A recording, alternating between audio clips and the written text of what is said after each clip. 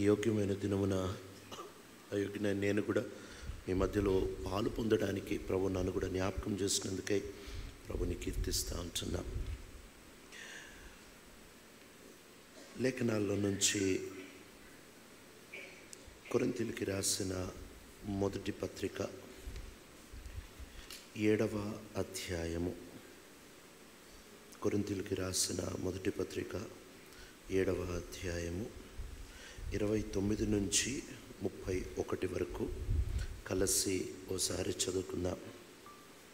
కొరింథీయులకు రాసిన మొదటి పత్రిక 7వ అధ్యాయము 29వ వచనము నుంచి 31వ వచనం వరకు కలిసి చదువుకుందాం. What I mean, brothers, is that the time is short. From now on, those who have wives should live as if they had none, those who mourn as if they did not, those who are happy as if they were not, those who buy something as if it was not theirs to keep, those who use the things of this world as if not engrossed in them, for this world in its present form is passing away. యోహాను రాసిన మొదటి పత్రిక 2వ అధ్యాయము 17-18 వచనాలు కూడా కలిసి చదువుకుందాం. యోహాను రాసిన మొదటి పత్రిక 2వ అధ్యాయము 17-18 వచనాలు కూడా కలిసి చదువుకుందాం. The world and its desires pass away, but the man who does the will of God lives forever. Dear children, this is the last hour, and as you have heard that the Antichrist is coming, even now many Antichrist have come. This is how we know that this is the last hour. దేవుడు చదవబడిన లేఖన భాగాన్ని మన వినికిడిలో ఆశీర్వదించునుగాక. ఇది చివరి గడియ అని చెబుతూ ఉంటున్నాము. సహజంగా ఎగ్జామ్ దగ్గర పడినప్పుడు పిల్లలు ఎక్కువగా చదువుకుంటారు. ఇక వర్షాకాలం వస్తుంది అంటే రైతు ఎక్కువగా సిద్ధపడతాడు. అంతెందుకు, మనకు అర్థమయ్యే భాషలో చెప్పాలి అని అంటే ఐపీఎల్ లాంటి లీగ్ మ్యాచ్ల్లో లాస్ట్ ఓవరు పవర్ బ్యాటింగ్, రెండు ఓవర్లు పవర్ బ్యాటింగ్ అంటారు. అంటే ఇక పిచ్చిగా ఆడేస్తారు. ఎందుకు అని అంటే ఇంకా లాస్ట్ ఈ అవకాశం పోతే ఇక మళ్ళీ సంపాదించుకునే, లేక ఈ అవకాశం పోతే ఇంకా మళ్ళీ మనము ఈ టైంని కొనుక్కోలేము. ఇది లాస్ట్ అవకాశం. మనము ఆ కాలంలో జీవిస్తూ ఉంటున్నాం. ఇది లాస్ట్ అవకాశము. బీదర్లో ఒక ఆయన R&B డిపార్ట్మెంట్లో పనిచేసేవారు.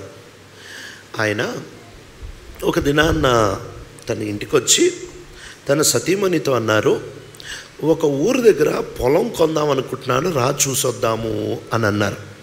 అప్పుడు ఆ మంది, ఎందుకండి మనకుంటున్న పొలాలన్నీ పచ్చగానే ఉన్నాయి కదా, ఇప్పుడు కొత్తగా ఎందుకు కొందాం లేదు కొనాలి రండి అని అంటే ఇక ఇద్దరు కలిసి కారులో వెళ్ళారు.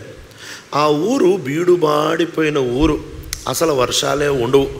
బోర్ అనేటోడు బుద్ధి లేనోడు తప్ప ఇంకెవడు ఏడు ఆ ఊరిలో. అసలు నీళ్ళే దొరకవు, అసలు విత్తనం ఎవడు వేడు. అట్లాంటి పూర్తిగా ఎండిపోయిన ఊరు. ఆ ఊరిలోనికి తీసుకొని వెళ్ళి ఈ ఊరిలోనే కొందాం అనుకుందాము అని అంటే ఆ మంది ఏం మాట్లాడుతున్నారండి, అసలు దీన్ని అసలు ఊరని ఎవడన్నాడు, ఎడారిలాగుంటే ఇక్కడ ఎందుకు కొందాం అనుకుంటున్నారంటే లేదు కొందాం అనుకుంటున్నా అని చెప్పి దిగి సర్పంచ్ ఇంటికి వెళ్ళారు. వెళ్ళి, సార్ మీ ఊరిలో నేను పొలం కొందాం అనుకుంటున్నాను అని అంటే సర్పంచ్కు షాక్ కొట్టినట్టు అనిపించి లేచి నిలబడ్డాడు. ఎందుకంటే ఆ ఊరిలో ఎవడు కొండు, అసలు ఎవడు అమ్మడు, ఎవడు కొండు, ఎవడు రానే రాడు ఆ ఊరికి. ఇంకా సర్పంచ్ గారు భలే దొరికాడు, ఎవరు ఎర్రిగొరి దొరికాడు అనుకొని, నావే 4 ఎకరాలు ఉన్నాయి సార్ అని అన్నాడు. నీవే 4 ఎకరాలు ఉన్నాయా అంటే 4 ఎకరాలు కొనేస్తాను అన్నాడంట.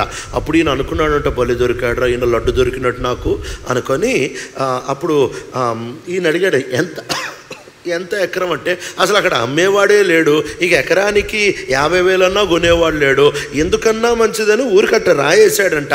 1,50,000 ఎకరం అంటే కొనేస్తాను అన్నాడంట. వాళ్ళ ఆవిడ అనుకుంటా ఉందంట, ఈయన మెంటలాడైపోయాడే ఏంటి, 1,50,000 పెట్టి పనికి మళ్ళీ భూమి కొంటున్నాడే. 4 ఎకరాలు రిజిస్ట్రేషన్ అయిపోయింది. అయిపోయిన తర్వాత ఇక పడుకున్నాడంట. ఒకరోజు సడన్గా వాళ్ళ ఆవిడ్ని లేపి ఆ ఊరిలో ఇంకో 10 ఎకరాలు కొందాం అనుకుంటున్నాను అన్నాడంట. నీకెవడని చేతబడి చేశాడే ఏంటి? అంటే ఆ ఊరు వెళ్ళిపోతున్నావు, అంటే ఆ ఊరిలో కొంటా ఉంటున్నావు, నీకు ఏమైనా పిచ్చి పెట్టిందా ఏంటి? లేదు కొనాలి అన్నాడు. డబ్బులు ఎక్కడివి అని అంటే పచ్చడి పొలం అమ్మి కొనేద్దాం అని చెప్పి పచ్చడి పొలం అమ్మి మళ్ళీ వెళ్ళి కొనుక్కున్నాడు. ఇక అసలు ఆయన ఆ ఊరు వస్తుంటేనే అందరూ శాంటాక్లాస్ లాగా చూస్తున్నారంట ఆయన్ని. అరే ఈడు వస్తున్నాడు రా ఎర్రోడు, మన ఊర్లో పొలాలు కొనడానికి వస్తున్నాడని. ఎర్రోడే అనుకున్నారు, భార్య ఎర్రోడు అనుకుంటుంది, అందరూ ఎర్రోడు అనుకుంటూ ఉంటున్నారు. ఇంకో 10 ఎకరాలు కొనేసాడు. ఉన్న కారు అమ్ముకొని 2 ఎకరాలు కొన్నాడు. వాళ్ళ ఆవిడ అనుకుంది, ఇటీవల కాలంలో ఏదో దగ్గరలోనే విడాకులు అయిపోతుంది, నువ్వు రోడ్డుకే తెచ్చే కార్యక్రమంలో ఉన్నావు అని. అలా విపరీతంగా భూములు కొనేశాడు ఆ ఊరిలో.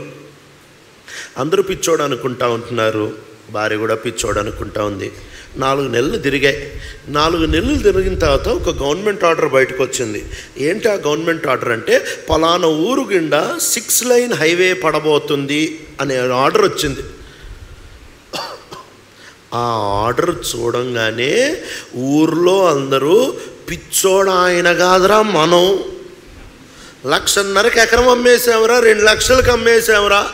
అసలు వాళ్ళ భార్యకి ఆనందం తట్టుకోలేక, మీరు మహానుభావులండి, మీరంత జ్ఞానులండి, ఈ మాట నాకు ఎందుకు చెప్పలేదంటే, ఆడోళ్ళ నోట్లో మాట ఉండదుగా అందుకే చెప్పలేదు.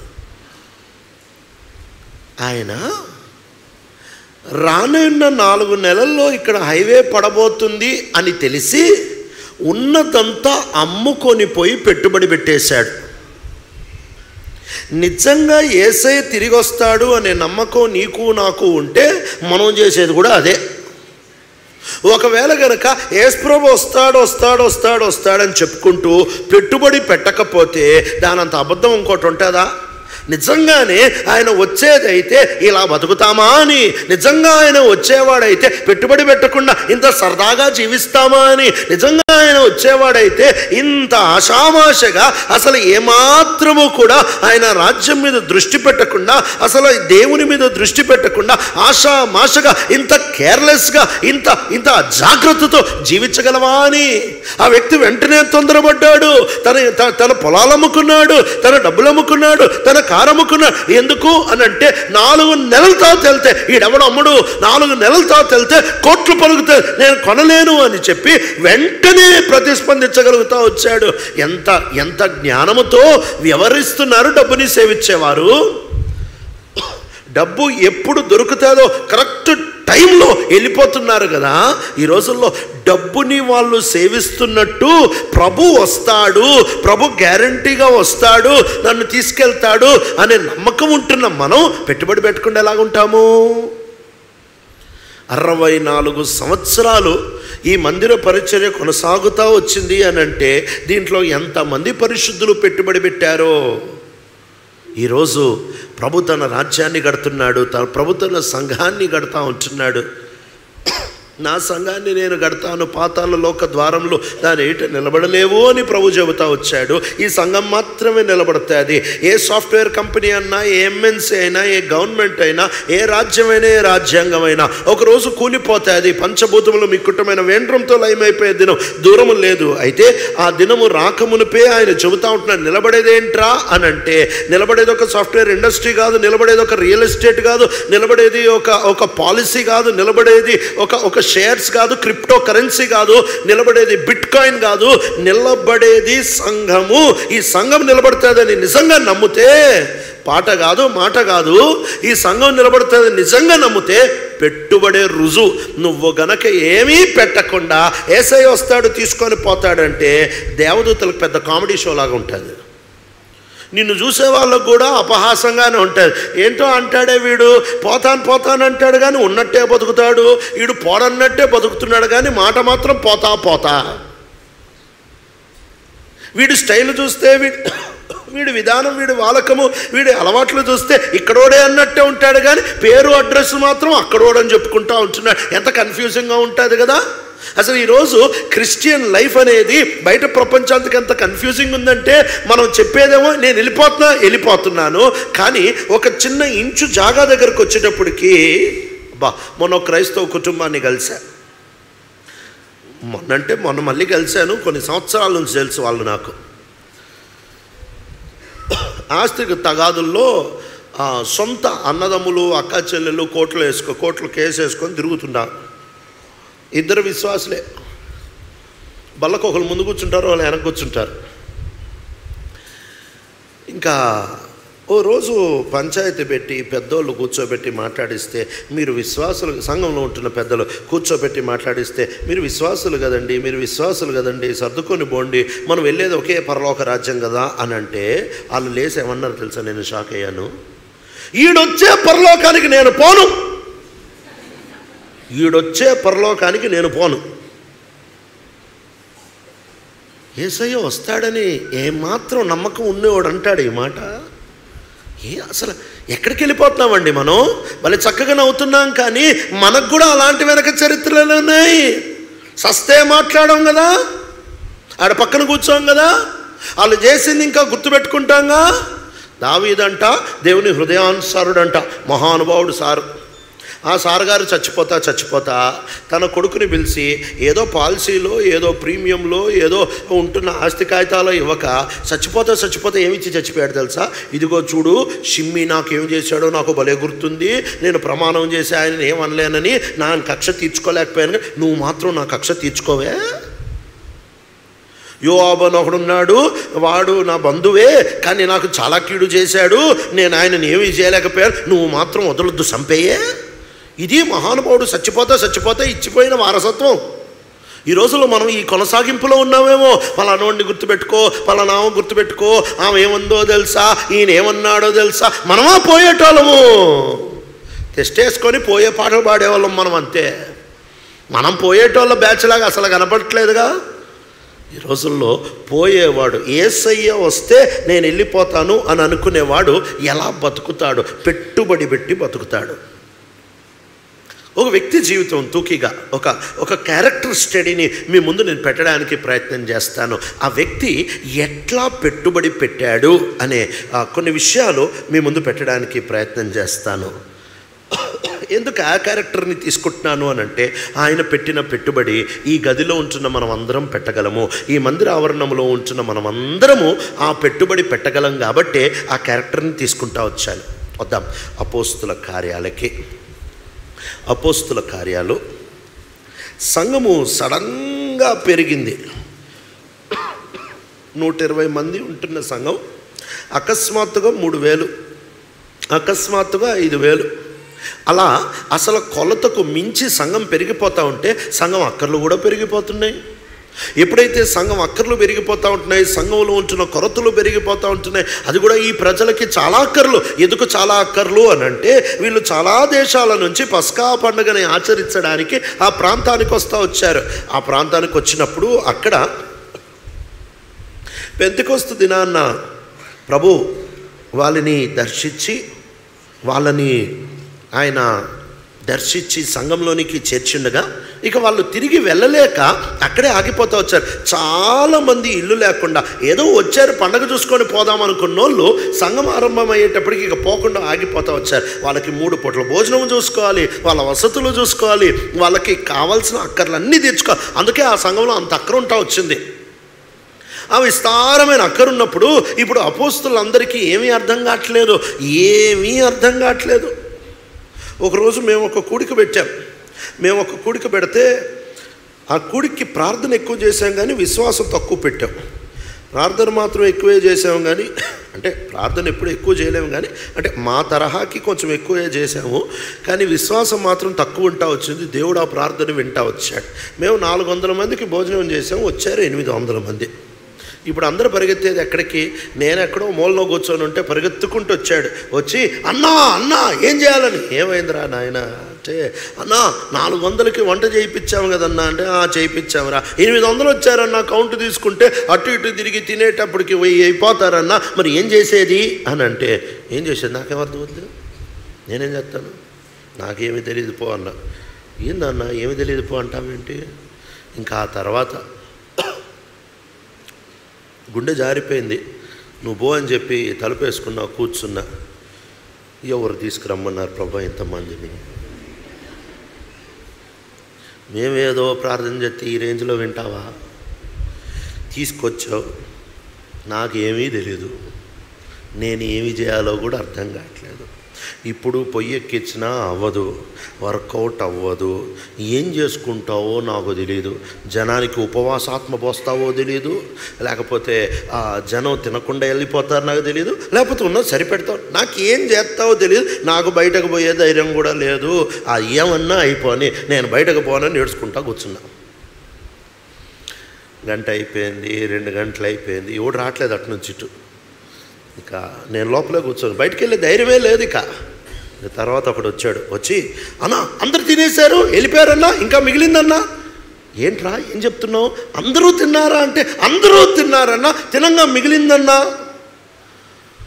గుండె ఒక్కసారి లేచి అప్పుడు తినడానికి వెళ్ళా.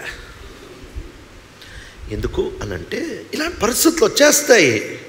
అలాంటి పరిస్థితి సడన్గా అక్కర మీద ఎక్స్పెక్టేషన్కి మించి అక్కర మీద పడినప్పుడు అసలు ఏమీ అర్థం కాదు. ఇదండి అపోస్తుల పరిస్థితి. 120 మందికి ఏదో ప్రార్థన చేసుకుంటూ ఉంటున్నారు. వాళ్ళకి ఎక్స్పెక్టేషన్ కూడా లేదు. ఇట్లా సడన్గా సంఘం స్టార్ట్ అవుతుంది, 3000 మంది వస్తారు, 5000 మంది అవుతారు, ఇంత విస్తారంగా వస్తారు, అది కూడా పరదేశులు చాలామంది వచ్చేస్తారు. ఇది అసలు ఎక్స్పెక్టేషనే లేదు. వాళ్ళు ఏదో ప్రార్థన చేసుకుంటున్నారు, ఏందో శక్తి వస్తుంది అనుకుంటా వీళ్ళు ప్రార్థన చేసుకుంటుంటే సడన్గా ఇలాంటి పని జరిగేటప్పటికి ఏం చేయాలో అర్థం కావట్లేదు.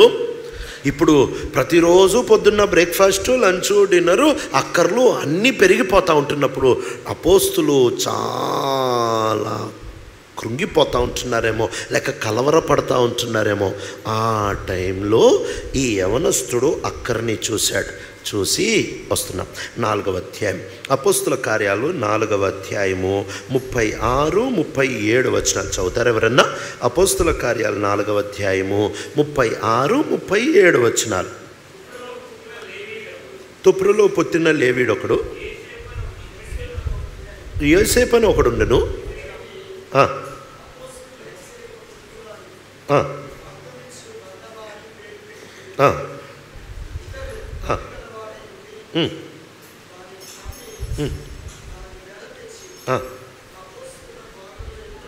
చాలండి.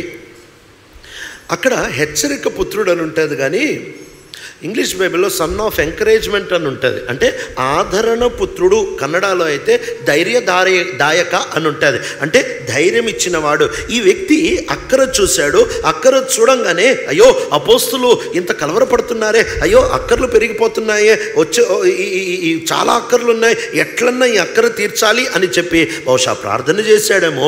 మెట్టుకి ఆయనకు చక్కటి ఆలోచన వచ్చింది. ఏం ఆలోచన వచ్చిందంటే పొలం ఒకటి ఉంది కదా అని చెప్పి పొలం అమ్మి తెచ్చి అపోస్తుల పాదాల దగ్గర పెట్టాడు. అపోస్తుల పాదాల దగ్గర పెట్టడము అని అంటే నిజంగా కాళ్ళ దగ్గర పెట్టడం కాదు.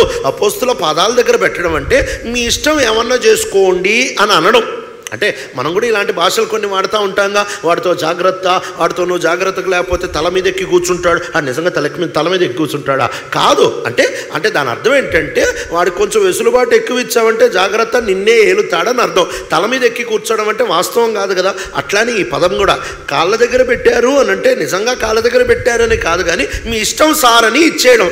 ఈయన పొలం అమ్ముకొని వచ్చాడు, యవనస్తుడు పొలం అమ్ముకొని వచ్చాడు. చక్కగా మొత్తం తీసుకొని వచ్చి అపోస్తుల పాదాల దగ్గర పెట్టి మీ ఇష్టం సార్ అనేసాడు. అందుకే ఏం టైం కాదరిచ్చావురా, భలే ఆదరణ పుత్రుడురా అని చెప్పి ముద్దు పేరు పెట్టుకున్నారు ఈ అపోస్తులు బర్నబా అని. ఈ వ్యక్తి ఒక విషయాన్ని చాలా చక్కగా గ్రహించాడు. నిలబడేది సంఘమే. ఇప్పుడు 2 విషయాలు గమనించవచ్చు. ఈ పొలము ఆ దినాల్లో భూమి, ఈ మనిషికి ఉంటున్న ఈ పొలము రియల్ ఎస్టేట్లో పెడితే నిదానంగా ఖచ్చితంగా విలువ పెరుగుతూ ఉంటుంది. ఖచ్చితంగా డబ్బులు పెరగగలిగిన మంచి పెట్టుబడి లోకంలో ఒక పొలం. కానీ ఇప్పుడు ఈయన రెండింటిని ఆలోచిస్తున్నాడు. నేను ఈ లోకంలో ఉంటున్న ఈ పొలాన్ని గనక నాన్ అగ్రికల్చరల్ ల్యాండ్ అని గనక నేను సర్టిఫికెట్ తీసుకొని దాని గనక ప్లాట్లు వేసి దానికి గనక లేఅవుట్ లాగా తయారు చేస్తే ఒక్కొక్క ప్లాట్కి ఎంత వస్తుంది అని లెక్కలేసుకోవచ్చు. లేదంటే సంఘములో అన్న పెట్టుబడి పెట్టచ్చు. ఈయన పెట్టిన మొదటి పెట్టుబడి ఏంటంటే డబ్బులు అనే పెట్టుబడి పెట్టగలుగుతా వచ్చాడు. ఒకవేళ గనక నువ్వు నేను యేసుక్రీస్తు ప్రభువారిని వెంబడిస్తున్నాం, ఆయన వస్తున్నాడు తీసుకొని పోతున్నాడు, ఇది చివరి గడియ మేలుకో అని అంటున్నాము. మంచిదే, మేలుకో. ఎక్కడ తెలుసా? నీ డబ్బు అనేది పెట్టుబడి పెట్టడం నేర్చుకోవాలి. డబ్బు విషయములో ఓ మాట చెప్పిన, కొత్త నిబంధనలో యేసుక్రీస్తు ప్రభువారి బోధలో లేక కొత్త నిబంధనలో కూడా కొత్త నిబంధన బోధల్లో ప్రేమ కంటే ఎక్కువ డబ్బే ఎక్కువ సార్లు కనిపిస్తుంది. ఎన్నిసార్లు డబ్బు గురించిన బోధ కొత్త నిబంధనలో కనిపిస్తుందంటే ఇంకా దాదాపు ఏ అంశం గురించి కూడా అంత బోధ నీకు కనిపించదు. డబ్బు గురించి యేసు ప్రభువు ఎంత ఎక్కువగా మాట్లాడుతూ వచ్చారు. ఎందుకు అని అంటే డబ్బు దగ్గర ఆయన నీ ప్రభువు కాకపోతే ఆయన నీ ప్రభువే కాదు. If God is not the lord of your money, he is not your lord at all. ఆయన నీ డబ్బుని ఏలకపోతే ఆయన నిన్ను ఏలట్లేదని గుర్తుపెట్టుకో. ఈరోజు క్రైస్తవులని చెబుతూ ఉంటున్నా, కానీ ధనాపేక్షకి బానిసత్వం చేస్తూ ఉంటున్నాం, దాసోహం చేస్తూ ఉంటున్నాముగా. ఏదో పైన కొసరిచ్చేస్తూ ఉంటున్నాము తప్ప నీ డబ్బు మీద దేవునికి అధికారం ఉందా అంటున్నాము. ఆరాధనలో బలి చెప్తా ఉంటున్నావు, నువ్వు నన్ను కన్నావు ప్రభువా, నువ్వు నన్ను కడిగావు ప్రభువా, నేను నీ సొత్తు ప్రభువా, కానీ నా సొత్తు నాదే ప్రభువా. నేనేమో ఆయన సొత్తు అంట, కానీ నా సొత్తు నాదేనంట. ఎంత అధ్వానం కదా. ఈరోజు భక్తికి రుజువు ఏంటి అని అంటే డబ్బుని ఎక్కడ పెట్టాలో అక్కడ పెట్టగలుగుతూ ఉంటున్నావా? డబ్బుని పెట్టుబడి పెట్టకుండా బహుశా నీకు వెంటనే నోటికొచ్చే మా అక్కర్లే సరిపోవట్లేదన్నా, అక్కర్లు సరిపోవట్లేదని ఏం తక్కువ చేసావు, అక్కర్లు సరిపోవట్లేదని ఏం తక్కువ కొంటున్నావు, అక్కర్లు సరిపోవట్లేదని ఏం తక్కువ తింటున్నావు. ఏది తరగకుండా అలానే క్రైస్తవ జీవితం సాగుతూ ఉందిగా. మరి దేవుని దగ్గరికి వచ్చేటప్పటికి నిజంగా ఆయన వస్తున్నాడు అనే దానికి రుజువేంటి తెలుసా? నీకున్నదంతా వదులుకోవడానికి ఇష్టపడతావు. ఆయన దేని మీద చేయేస్తే దానికి వెనకాడవు. ఈరోజు మనం ఏమంటున్నామంటే ఆ ధనవంతుడైన యవనస్తుడైన అధికారితో యేసయ్య మాట్లాడిన మాట ఆయన వరకే. అబ్బా, కొన్ని మాటలేమో మన వరకు, నచ్చనివేమో వాళ్ళ వరకే. అబ్రహాం వాగ్దానం ఒకడు తీసుకున్నాడు మా దగ్గర, తీసుకొని వచ్చి చెబుతా ఉంటున్నాడు, అన్నా దేవుడు నాకు వాగ్దానం ఇచ్చాడన్నా. ఏమని వాగ్దానం ఇచ్చాడంటే, నేను నిన్ను ఆశీర్వదిస్తాను, నీవు ఆశీర్వాద కారణంగా ఉంటావు, నిన్నెవరు ఆశీర్వదిస్తారో వాళ్ళు ఆశీర్వదించబడతారు, నిన్నెవరు శపిస్తారో వాళ్ళు శపించబడతారు అని చెప్తా వచ్చాడు. ఇదన్నా నా వాగ్దానము అని భలే ఎగురుతా ఉంటున్నాడు. నేను భుజం మీద చేసన్నాను, దానిపైన కింద కొంచెం చదివావా, నీ దేశాన్ని వదిలిపెట్టు, నీ తండ్రి ఇంటిని వదిలి. అది అబ్రహాం అన్నా, అది మనకు కాదన్నా, అది అబ్రహాం కన్నా. అక్కడ ఎంత క్లియర్గా ఉంది చూడన్నా. దేవుడు అబ్రహాంతో మాట్లాడాడు, కింద నీకు మాట్లాడా. ఎంత జ్ఞానంగా చదువుతున్నాము. జ్ఞానం అంటావా? ఎర్రితనం, తెలివిలేనితనం అంటా నేను. అది జ్ఞానం కాదు. ఎంత సెలెక్టివ్గా చదువుకుంటున్నామంటే ఒక వాగ్దానం ఉంటుంటే పైన ముక్క కష్టమైతే అది అబ్రామ్ది, అది యాకోబ్ది, అది పౌల్ది, అది పేతుర్ది. ఇంకొక ఆయన ఉన్నాడు, ఆయన బైబిల్లో రాసి పెట్టుకున్నాడు. ఏంటి తెలుసా? నేను 9వ అధ్యాయంలో పౌలుతో ప్రభు అంటాడు కదా, అనన్య ద్వారా ఇతడు నేను ఏర్పరచుకున్న పాత్ర, రాజులు ఏటు నిలబడ్డానికి, అన్ని జనులు ఏటు నిలబడ్డానికి నేను ఏర్పరచుకున్న పాత్ర. అది భలే అక్షరాల్లో రాసుకొని పెట్టుకున్నాడు. నేను ఆయనను చూసి, బ్రదర్ దాని తర్వాత ఒక లైన్ ఉంది చదివారా అన్నా. ఏంటి బ్రదర్ అని అంటే, అతడు నా నామం నిమిత్తమై ఎన్ని శ్రమాలు పడాలో నేను అతనికి చూపిస్తాను. అది పౌల్ది బ్రదర్. వాడబడ్డమేమో ఈడిదంట, శ్రమేమో పౌల్దంట. ఇదేమో అన్నం కూరలో కరివేపాకులు తీసి పక్కన పెట్టాం అనుకుంటున్నావా? వాగ్దానం నీకు నచ్చిన ముక్క తీసుకొని ఇది నాది, అది నచ్చకపోతే అదే అయింది. ఎంత అధ్వానంగా తయారైపోయాం కదా మనము. ఆ ధనవంతుడైన యవనస్తుడైన అధికారి గురించి ఓ అబ్బాయి అంత చెప్తామో, కానీ ఆ మాట దగ్గరికి వచ్చేటప్పటికి నీ కలిగిందంతా అమ్మి పేదలకి ఇచ్చిన వెంబడరా అంటే అది ఆయనది, మంది కాదు. ఎందుకైంది? ఆయనది కాదు.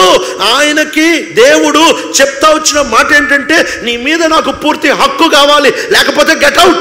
ఆ రోజు నుంచి ఈ రోజు వరకు అదే మాట చెప్తున్నా. ఆయన దగ్గర ఏ బేరాలు లేవు, ఆయన దగ్గర ములాసాలు లేవు. ఆయన స్ట్రైట్గా ఆయన ప్రైస్ ఫిక్స్డ్. ఏం చెప్తున్నాడు తెలుసా? నీ కలిగిన దాని అంతటి మీద నా అధికారాన్ని ఒప్పుకుంటే అప్పుడు నేను నీకు ప్రభువుని, లేకపోతే పేరుకు మాత్రమే ప్రభువుని. బర్నబా అంటే ముద్దు పేరు బర్నబా, పేరు యోసేపు. ఈ వ్యక్తి లేవీయుడు. ఈ వ్యక్తి పుచ్చుకోవడం కంటే ఇచ్చుకోవడం నేర్చుకున్నాడు. ఈయన ఒక మందిరంలో ఒక అద్భుతమైన ట్రెండ్ సెట్ చేశాడు. ఏం ట్రెండ్ సెట్ చేశాడంటే, మందిరాల్లో కొంతమంది ట్రెండ్లు భలే సెట్ చేస్తూ ఉంటారు. ఆరాధనలో కొంతమంది ట్రెండ్ సెట్టర్స్ ఉంటారు. ఆ తర్వాత పనిచేయడంలో కొంతమంది ట్రెండ్ సెటర్లు ఉంటారు, ప్రార్థనలో కొంతమంది ట్రెండ్ సెటర్లు ఉంటారు. ఈయన ఇవ్వడం సమర్పణలో ఒక ట్రెండ్ని సెట్ చేశాడు. ఏం ట్రెండ్ సెట్ చేశాడంటే పొలం అమ్ముకొని తెచ్చిచ్చే ట్రెండ్ సెట్ చేశాడు. ఇక ఆ తర్వాత చాలామంది చేశారు. ఈయన ఎప్పుడైతే ఆ ట్రెండ్ సెట్ చేశాడో ఆయన గురించి ఆదరణ పుత్రుడా అని పేరు పెట్టేటప్పటికి ఓ అబ్బా అందరూ ఇప్పుడు ఆయనని ముద్దు పేరుతో పిలుస్తూ ఉంటున్నారు. ఆదరణ పుత్రుడా, ఆదరణ పుత్రుడా, ధైర్యదాయక, ధైర్యదాయక అని పిలుస్తున్నారు. ఇది చూసి ఒక భార్యాభర్తలకి కులుబుట్టింది. వాళ్ళ పేర్లే అనన్య సఫేరాలు. పేరంతా ఈ పిల్లోడే తీసేసుకుంటున్నాడు, మనకి ఓ పొలం ఉందిగా అని చెప్పి వాళ్ళు కూడా అమ్ముకున్నారు. అక్కడి వరకు బాగానే ఉంది. కానీ బర్నబా లాంటి మనసు లేకుండా బర్నబాని కాపీ కొడదాం అనుకున్నారు. బహుమానంగా ఏం దొరికాయి అని అంటే జాయింట్ సమాధి దొరికింది. ఈ వ్యక్తి బర్నబా అక్కర చూసినప్పుడు అక్కర తీర్చడానికి ఇష్టపడ్డాడు. ఇక్కడ ఒక మాట చెప్పనా, చాలాసార్లు మనం ప్రార్థనలు భలే చేస్తాం, కానీ కొన్నిసార్లు మన ప్రార్థనకి మనమే మన ప్రార్థనకి మనమే జవాబు అయ్యే అవకాశం ఉంటే మనం జవాబు అవ్వడానికి ఇష్టపడట్లేదు. మోస్ట్ టైమ్స్, ప్రతిసారి కాకపోయినా చాలాసార్లు మన ప్రార్థనకి దేవుడు మనల్నే జవాబుగా వాడుకుంటాడు. మా మందిరంలో ఒక అక్కర ఉంటా వచ్చింది. ప్రార్థన చేస్తూ ఉంటున్నా, ప్రభా మా మందిర అక్కర తీర్చు ప్రభా, తీర్చు ప్రభా, ఎవరో ఒకరిని ప్రేరేపించు ప్రభా, ఆ మందిర అక్కర తీర్చు తీర్చు తీర్చు అంటే లోపల నుంచి ఎవడినో ఎందుకు నిన్నే ప్రేరేపిస్తున్నా, ఎవడినో ఎందుకు ప్రేరేపించా, నిన్నే ప్రేరేపిస్తున్నా. అప్పుడు అర్థమైంది ఎంత మూర్ఖ ప్రార్థన చేస్తున్నానుగా. ఎవడినో ఎందుకు ప్రేరేపించా, నా దగ్గర ఉందిగా. ఈ రోజుల్లో మన అల్మారాల మీద మనం చేయబడట్లేదు, మన పర్సు మీద మనం చేయబడట్లేదు, మన యాపిల్ మీద మనం చేయబడట్లేదు. కానీ అక్కడ తీర్చు ప్రభా, తీర్చు ప్రభా, యాడ్ నుంచి తీరుస్తాడు. కాకి నమ్మకంగా తినకుండా తెచ్చిస్తూ ఉంటే ఏం అర్థం కాని విధవరాలే కొడుకుకు పెట్టక మునుపు ప్రవక్తకి ఇస్తూ ఉంటే యేసయ్య వస్తున్నాడని చెప్తున్నా నువ్వు నేను. ఈ రోజుల్లో డబ్బు పెట్టుబడి పెట్టకపోతే పెద్ద అబద్ధం చెప్తున్నావు. ఈయన డబ్బనే పెట్టుబడి పెట్టాడు. గడియ, చివరి గడి అంటున్నాం కదా, ఏంటి ప్రూఫ్? నీ డబ్బే పెట్టుబడిగా పెట్టు. అదే ప్రూఫ్ నువ్వు నిజంగా యేసయ్య వస్తున్నాడని నమ్ముతున్నాం అనడానికి. వస్తున్నాం రెండో సందర్భానికి. అపోస్తుల కార్యాలు 9వ అధ్యాయంలో మనందరికీ బాగా పరిచయమైన అధ్యాయం కదా ఇది. సౌలుని ప్రభు దర్శిస్తూ వచ్చాడు. సౌలుని ప్రభు దర్శించి ఆయన ఓ మాట చెప్తానేమో, చాలాసార్లు మనం వాడుక భాషలో చెప్తూ ఉంటాం, దేవుడు సౌలుని దర్శించి పౌలుగా మార్చాడు. కొంతమంది మహానుభావులు పాటలు కూడా రాసేశారు, సౌలు పౌలుగా మారినప్పుడు. సౌలు పౌలుగా ఎప్పుడు మారలే. ఐజక్ ఇస్సాక్గా ఎట్లా మారలేదో, యేసు జీసస్గా ఎట్లా మారలేదో, సౌలు పౌలుగా మారలేదు. రెండు పేర్లు ఒకటే. సౌలు అంటే హెబ్రీ పేరు, పౌలు అంటే గ్రీకు పేరు, అంతే. అంతేగాని సౌలు పౌలుగా మారినప్పుడు అని ఎప్పుడు వాడద్దు. రెండు పేర్లు ఒకటే. సరే, ఈ వ్యక్తిని ప్రభు ఎప్పుడైతే దర్శిస్తూ వచ్చాడో, ఈ వ్యక్తి ప్రభుని ఎప్పుడైతే ఎరుగుతూ వచ్చాడో, అప్పుడు ఒక భయంకరమైన పరిస్థితిలో ఉంటున్న వ్యక్తిని ప్రభు దర్శించి తీసుకొని వచ్చిన తర్వాత ఇప్పుడు సౌలు తన పాత స్నేహాన్ని, తన పాత సంబంధాన్ని, తన పాత సహవాసాల్ని వదులుకొని ఇప్పుడు నిదానంగా సంఘంలోనికి వద్దడానికి ప్రయత్నం చేస్తున్నాడు. ఆయన తన సమాజ మందిరం వాళ్ళను వదులుకున్నాడు, ఫరిసేయులను వదులుకున్నాడు, ప్రధాన యాజకులను వదులుకున్నాడు, తనతో పాటు తిరుగుతూ ఉంటున్న దుండగులను వదులుకున్నాడు, వీళ్ళందరిని వదులుకున్నాడు. ఈ వ్యక్తి ఇప్పుడు యేసుక్రీస్తు ప్రభు కొరకు బతుకుదామనుకొని, యేసు ప్రభు కొరకు సాక్షిగా ఉందామని దమస్కులో ఆయన సేవని మొదలు పెడతా వచ్చినప్పుడు ఆయన దమస్కులో చంపుదామనుకున్న పరిస్థితిలో ఆయన అక్కడి నుంచి పంపించేస్తా వచ్చినప్పుడు ఇంకా ఆయనకి ఎక్కడికి వెళ్ళాలో తెలియక హెడ్ క్వార్టర్స్ అయిన జెరూసలేంకి వచ్చేసాడు. యెరూషలేంకి వచ్చాడు. ఇప్పుడు యెరూషలేంకి వచ్చి సంఘంలోనికి వెళ్దాం అనుకుంటుంటే సంఘంలో ఎవడు ఆయనను చూసి మాట్లాడట్లేదు. ఆయన లోపలికి ఎవడు రానివ్వట్లేదు. ఒరే ఈయన దుర్మార్గుడు రా నాయన, ఈయనేదో స్పై ఏజెంట్ లాగా వచ్చినట్టున్నాడు, వేగిరివారిలాగా వచ్చినట్టున్నాడు, ఈయన లోపలికి రానివ్వద్దని చెప్పి మందిరాల్లో చాలు ఆయన వస్తుంటే చాలు తలుపులు వేసేసుకుంటున్నారు. ఎవడు లోపలికి రానివ్వట్లేదు. సంఘం పౌలుని బయట పెట్టేస్తూ వచ్చింది. ఒకసారి ఆలోచించండి, అన్యుల దగ్గర నుంచి ఒక వ్యక్తి యేసుని నమ్ముకున్నారు. యేసుని నమ్ముకున్న తర్వాత ఇంట్లో వాళ్ళందరూ బయట వేసేసారు. ఇంట్లో వాళ్ళందరినీ బయట వేస్తే ఇక వాళ్ళు మందిరానికి వచ్చారు, వాళ్ళు సంఘానికి వచ్చారు. సంఘానికి వచ్చినప్పుడు సంఘం కూడా తలుపులేస్తే వాళ్ళు ఎటుపోతారు? 2 నెలలు తిరిగితే లేక 3 నెలలు తిరిగేటప్పటికి ఆ వ్యక్తికి ఏమనిపిస్తే తెలుసా, సంఘానికి వస్తే సంఘం తలిపేస్తుంది, విశ్వాసులు మాట్లాడట్లేదు, ఎవడు పట్టించుకోవట్లేదు, అపోస్తులు అంట ఏస్తో తిరిగినోడు అంట ఎవడు మాట్లాడట్లేదు రా నాయన, అసలు ఇట్లాంటి స్థలానికి వస్తే పట్టించుకుంటాడంటే ఎవడు పట్టించుకోవట్లేదు, ఇక్కడికి రావడం కంటే మళ్ళీ పాత పరిస్థితికి వెళ్ళిపోవడం బెటర్ కదా, ఆ రబ్బీలు భలే పట్టించుకున్నారు, సన్హెద్రిన్ సవ్వాళ్ళందరూ భలే పట్టించుకున్నారు, భోజనాలు పెట్టేవాళ్ళు, ఇంటికి తీసుకెళ్లే వాళ్ళు, అన్నీ చూసుకునేవాళ్ళు, వీళ్ళెవడు రా నాయన, యేసు ప్రభువుని నమ్ముకుంటే సంఘం లోపలికే రానివ్వట్లేదు, ఎవడన్నా రిటర్న్ బోడా. అలాంటి పరిస్థితి పౌలు ఎదుర్కొంటా ఉంటున్నప్పుడు ఆ టైంలో బర్నబా ఇది చూశాడు. ఆ టైంలో బర్నబా ఇది చూసి అయ్యో సౌలు నిజంగా రక్షించబడ్డాడు కదా అని చెప్పి బర్నబా పూచీగా నిలబడి సౌలుని తీసుకొని నేను తీసుకెళ్తా చర్చిలోకి నువ్వురా, నేను తీసుకెళ్తా సంఘంలోనికి నువ్వురా అని చెప్పి అపోస్తుల దగ్గరికి వెళ్ళి అపోస్తుల్ని కన్విన్స్ చేశాడు, ఆ సంఘంలో ఉంటున్న వారిని కన్విన్స్ చేశాడు. వస్తున్నామా అపోస్తుల కార్యాలు 9వ అధ్యాయానికి. అపోస్తుల కార్యాలు 9వ అధ్యాయము 26, 27 వచనాలు చదువుతారా? అతడు యెరూషలేములోనికి వచ్చి శిష్యులను కలుసుకొంటకు అతడు శిష్యుడని నమ్మక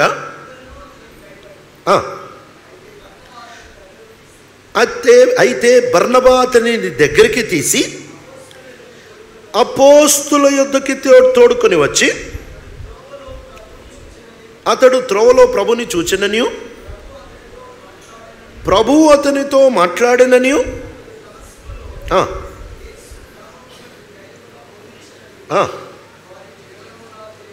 చాలండి.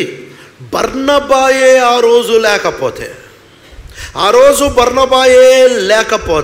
పౌలు ఏమైపోయేవాడు? సంఘమే తలుపులు మూసేస్తే ఎక్కడికి వెళ్ళేవాడు? ఏమైపోయేవాడు? నిజంగా పౌలు యొక్క జీవితానికి వెన్నెముకే ఈ బర్నబాగా మనం చూడొచ్చు. ఈ వ్యక్తి వచ్చాడు అపోస్తులతో నేను మాట్లాడతానని, అపోస్తులకి ఎట్లా కన్విన్స్ చేశాడో మనకి తెలియదు. ఆదరణ పుత్రుడు కేవలం డబ్బులు ఇవ్వడంలోనే కాదు, ఆదరణ పుత్రుడు బయటోడిని స్వీకరించడంలో కూడా.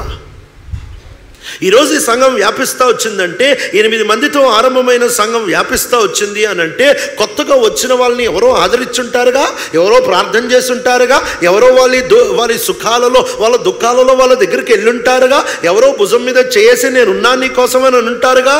అందుకేగా సంఘం పెరిగింది. ఒక సంఘం పెరగడానికి ఖచ్చితంగా ఆదరించేవాడు ఉండాలి. ఇది కొత్త తలాంతేం కాదు, ఇదేం పెద్ద వరం కాదు. నువ్వు కేవలం ఒక దుఃఖంలో ఉంటున్న వ్యక్తి దగ్గరికి వెళ్ళి కూర్చొని వాళ్ళ బాధంతో విను, పని జరిగిపోద్ది. నువ్వేమి చేయనవసరం లేదు, నువ్వు కూర్చొని వింటే పని జరిగిపోద్ది. ఈరోజు ఆదరణ అని పెట్టుబడి పెడతావా? ప్రజల మీద పెట్టుబడి పెడతావా? అప్పుడు పౌలుని చూస్తూ వచ్చినప్పుడు పౌలు మన భాషలో చెప్పాలంటే ఒక టెర్రరిస్ట్, ఒక ఉగ్రవాది లాంటాడు. ఆ ఉగ్రవాది మీద పెట్టుబడి పెట్టాడు బర్నబా. ఈరోజు ఎవరిని దేవుడు ఏం చేస్తాడో మనకు అర్థం కాదు. నీ జీవితంలో నీకంటే చాలా చిన్నోళ్ళేమో, చాలా మూర్ఖులేమో, చాలా క్రూరులేమో, చాలా మొండోళ్ళేమో, చాలా చెడ్డ సాక్ష్యం కలిగిన వాళ్ళేమో, అట్లాంటి వాళ్ళు ప్రభు నీ దగ్గరికి తీసుకొని వచ్చినప్పుడు లేక మందిరానికి తీసుకొని వచ్చినప్పుడు వస్తాడులే పోతాడులే మనకెందుకు అని అనుకొని ఉంటే నువ్వు బహుశా పౌల్నే పోగొట్టుకుంటున్నావేమో. ఈరోజు బర్నబా లాంటి వాడు సంఘానికి చాలా అవసరము. ఆరాధన సమయంలో మనం ఒక చక్కటి మాట వింటా వచ్చాం కదా, ఈ తరం వాళ్ళు మన పితరులు మనకి చెప్పారు, మనం వచ్చే తరం వాళ్ళకి చెప్పాలి, వాళ్ళు ముందు తరానికి చెప్పాలి. 4 తరాలు రాశారు. అసలు పాత నిబంధనలో మీరు జాగ్రత్తగా చదివితే పాత నిబంధన మొత్తంలో అంతెందుకు కొత్త నిబంధనలో కూడా మీకు యవనస్తుల కూడిక కానీ, సండే స్కూల్ పరిచర్య కానీ, సహోదరుల కూడికలు కానీ దాదాపుగా మీకు ఎక్కడా కనపడదు. యూత్ మీటింగ్ కానీ, పిల్లల పరిచర్య కానీ, సహోదరుల కూడికలు కానీ మీకు దాదాపు బైబిల్లో ఎక్కడా కనపడదు. మరి బైబిల్లో ఈ కూడికలన్నీ లేకుండా వాళ్ళు ఎట్లా కొనసాగించారు అని అంటే అమ్మా నాన్నలు పిల్లలకి నేర్పించారు. It was a family religion. Judaism was a family religion. వాళ్ళు తల్లిదండ్రులు పిల్లలకి నేర్పించారు. ద్వితీయోపదేశకాండం 6 చెప్పేది అదే కదా, తండ్రులారా మీ పిల్లలకి నేర్పించండి. కొత్త నిబంధన విధానం కూడా అదే. కొత్త నిబంధన విధానం ఏంటి తెలుసా? పుల్పిట్ మినిస్ట్రీ కాదు కొత్త నిబంధన. కొత్త నిబంధన పరిచర్య ఎలాంటిదో తెలుసా? ఆ మాట చదువుదామా వద్దాము? తిమోతికి రాసిన 2వ పత్రిక 2వ అధ్యాయము 2వ వచనం. తిమోతికి రాసిన 2వ పత్రిక 2వ అధ్యాయము 2వ వచనం. నా కుమారుడా, అనేక సాక్షుల ఎదుట ఇతరులకు బోధించుటకై సామర్థ్యము గల